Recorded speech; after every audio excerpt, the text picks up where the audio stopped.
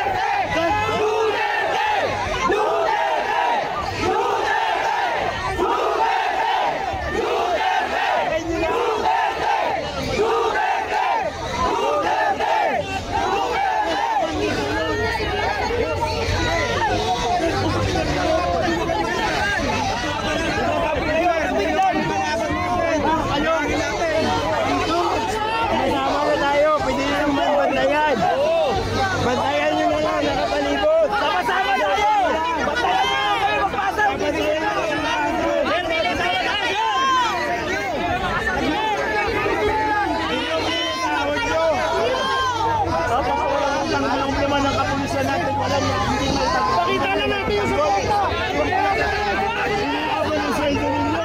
Para hindi kayo gumawa ng mga masama. Hindi naman. Pakita tayo ng lahat ng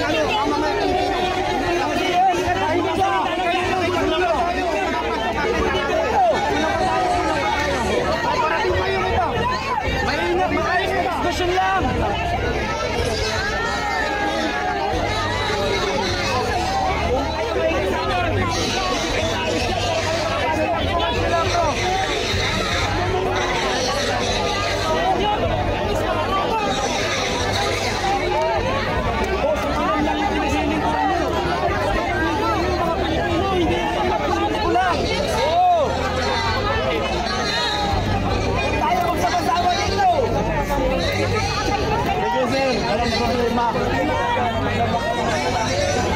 Kayong pag-urong namin at pag-urong ninyo.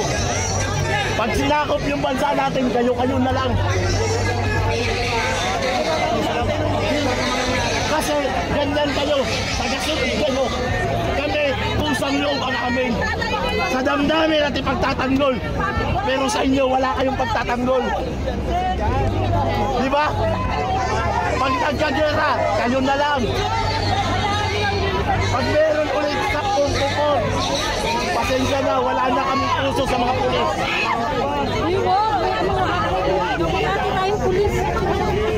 Kung ganyan lang din naman kayo, akala ba namin ang mga pulis ay bayani? Bayani ng aming bayan o bayan lang sa bayan? Ang mga pulis ay hindi bayani ng bayan, bayaran ng bayan. Bayaran ng bayan. Insulto rin ang ginagawa nila dito. Kailangan namin ng suporta dito. Pangulo namin yan.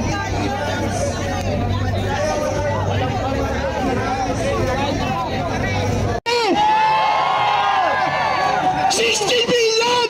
Hindi biro!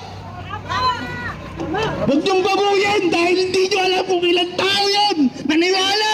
Alam naman namin yan eh! Alam namin kung ano mga gagawin niya, pero pinili pa rin namin dahil naniniwala kami sa kanya. Ako po si Spider-Man! Gusto ko na lamang maglahalan tayo. Salamat po! Love you, Spider-Man! Duterte! Duterte! Duterte! Duterte! Duterte! Duterte!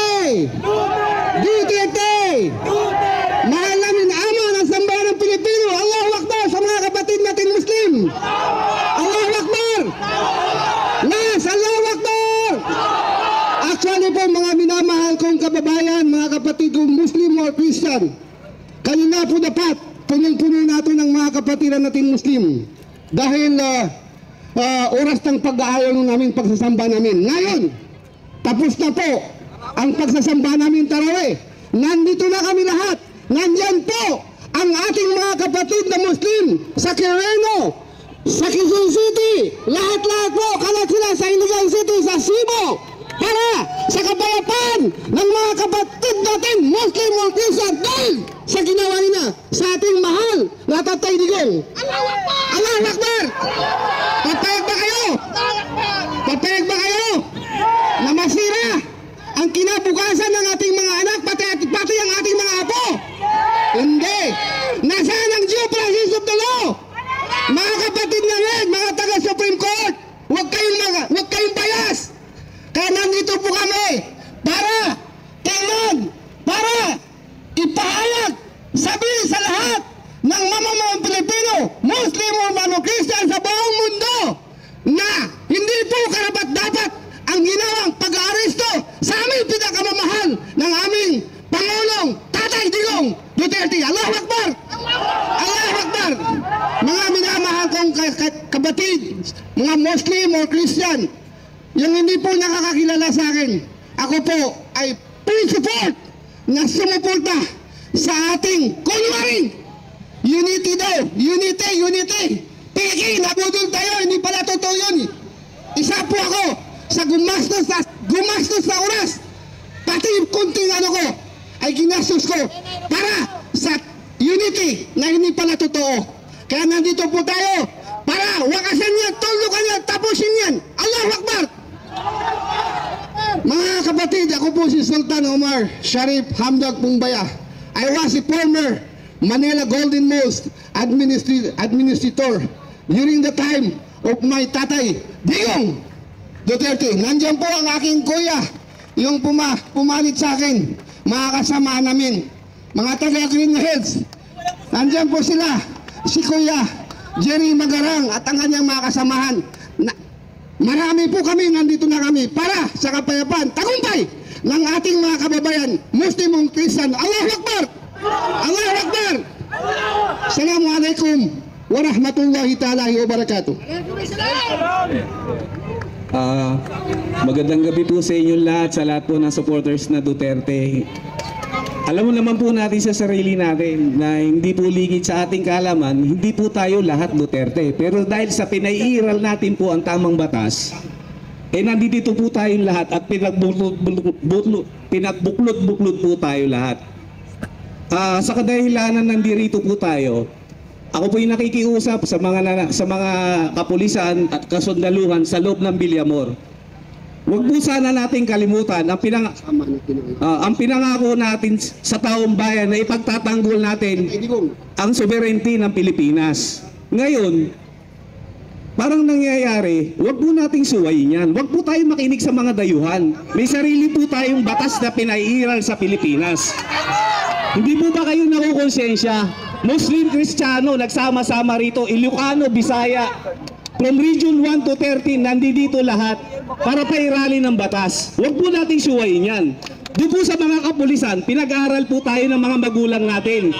Tinuruan po tayo, ipagtanggol po natin ang karapatan ng bawat Pilipino. Huwag po nating suwayin yan. Ngayon, sino ba po bansang makikialam dito sa Pilipinas? Wala po silang magagawa. Kung ang detachment commander ng Villamor, hindi po susunod. Dahil hindi po labag sa batas yan, dahil may sarili po tayong batas. Sana naman po pakinggan niyo po ang boses ng taong bayan. Ang taong bayan nakikiusap sa inyo, nanilinik luhod. Nagsasama-sama po kami rito bilang simpleng mamamayan. May pera, mayaman, may pinag-aralan, walang pinag-aralan. Nagre-respetuhan po tayo dito bawat isa. Yung mga pulis na mga naka-uniforme, gumising kayo sa katotohanan. Alam niyo ang tamang batas. Warrantless. Walang dapat hulihin kung walang warrant. Warrantless po yan. Ngayon nandito tayo sa sovereignty ng ating bansa. Villamor Air Base, Station Commander. Manindigan kayo. Ipairali ninyo ang batas ng tamang Pilipino para sa mamamayan. Hindi po natin kailangan magkagulo. Pare-pareho po tayong Pilipino rito. Nag-aral po tayo para po sa tama. Ang taong bayan, ang dapat niyong protektahan. Ang batas ng sovereignty ng Pilipinas, ang dapat ninyong pairalin. Bilang simpleng mamamayan, hindi po ako namumulitiko. Sinasabi ko lang po ang karapatan at sinisigaw ng taong bayan. Yun lamang po. Assalamualaikum. God bless. God bless to all. Pilipino, mabuhay kayo. Tatay Duterte, nandito lang po kami. nasa tamang batas, pagpapairal ng batas. Yun lamang po sana pakiusap ko. Sana po tumanib sa puso ninyo. Yun lamang po, magandang gabi po sa inyo lahat. Salamat po. Sino pa?